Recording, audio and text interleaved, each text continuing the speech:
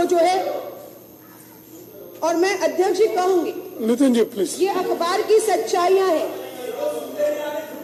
दिल्ली के 80% एटीएम खाली पड़े हुए हैं, क्योंकि 100 का आपने 500,000 बंद कर दिया, उसके बाद एक ही नोट बचता एटीएम में जो फिट होता था वो 100 का होता था। और 100 की जो हकीकत है इस देश में, ये मैं नहीं कह रही, ये आंकड़े हैं, ये मेरे हाथ में इंडिया टुडे का न्यूज़पेपर है। इंडिया टुडे का न्यूज़पेपर ये बता रहा है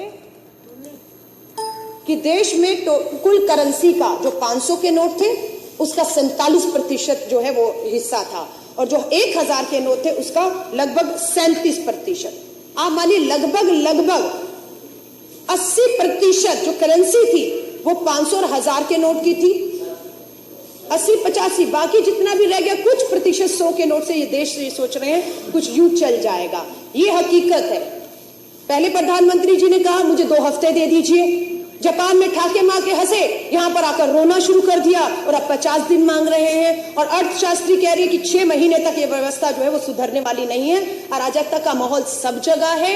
अगर दिल्ली के मुख्यमंत्री उन्हें चेतावनी भी देते हैं कि संभल जाइए, इस देश के हालात बहुत बदतर होने वाले हैं, लेकिन वो कहते हैं कि आप हमें धमका रहे हैं, आप हमें धमका रहे हैं। आश्रय लेना चाह रहे हैं कि कश्मीर में अगर स्टोन पेल्टिंग, अध्यक्ष जी, अगर बंद हो गया तो 500 के नोट बंद करने से हुआ है। तो मैं ये भी बता दूं, इस 500 के नोट के साथ स्टोन पेल्टिंग अगर पथराव वहां बंद हो चुका है, लेकिन खतरा पूरे देश में इसका पैदा हो चुका है। उसके उदाहरण है कि बहुत जगह लूटमार शुरू हो गई, काले बाजारी शुरू हो गई है, नमक तक को लेकर खारी बाबली की दुकान को लूटा गया है। इन सब के लिए सरकार बिल्कुल भी तैयार नहीं है।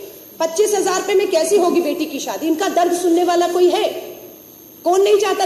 अध्यक्ष जी, एक माँ मुझे मिली जिसका मैंने फेसबुक पे वीडियो भी डाला है, 10 लाख लोगों ने उसको शेयर किया है। वो माँ ये कह रही है कि मैंने 50,000 रुपया 8 तारीख की सुबह अपनी बेटी की शादी के लिए उधार लिया था। वो 50,000 अब कागज रद्दी हो चुका है, कर्ज सिर पे खड़ा है जिससे लिया है। वो कहता है मुझे ये नोट वापस चाहिए। मैंने जब दिए थे तब ये चलते थे, अब मैं जो लूंगा वो लूंगा जो आज चलते हैं। वो माँ आज सड़कों पर खड़ी है, रो रही है कि बेटी की बारात रास्ते से वापस लौट रही है। इसी तरह बहुत उदाहरण है। All is not well at Azadpur mandi. फल फूड सब्जियां सड़ रही हैं। करोड़ों का नुकसान इस देश की अर्थव्यवस्था को लग रहा है। लोग बेरोजगार हो रहे हैं, जिनके पास 100 लोग काम करने वाले थे, सैलरी ना देने की वजह से उनको पता है कि 6 महीने तक अर्थव्यवस्था नहीं सुधरेगी, उन्होंने उसको नौकरियों से बेदखल करके बेरोजगारी भी एक बड़ा कारण बनना पड़ा। नोट बदलने में नाकाम युवती ने फांसी लगा दी। इतनी निराशा, हताशा आज आ चुकी है कि ये हाल हो चुका है। अलका जी कंक्लूड करें प्लीज, कंक्लूड करिए। मैं यही कहूंगी, इसकी इतनी गंभीरता को विपक्ष हल्के में मत ले।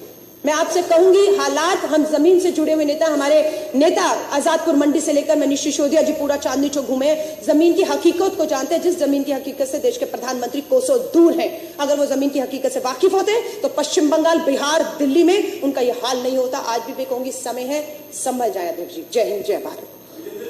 श्री राजेश गुप्ता।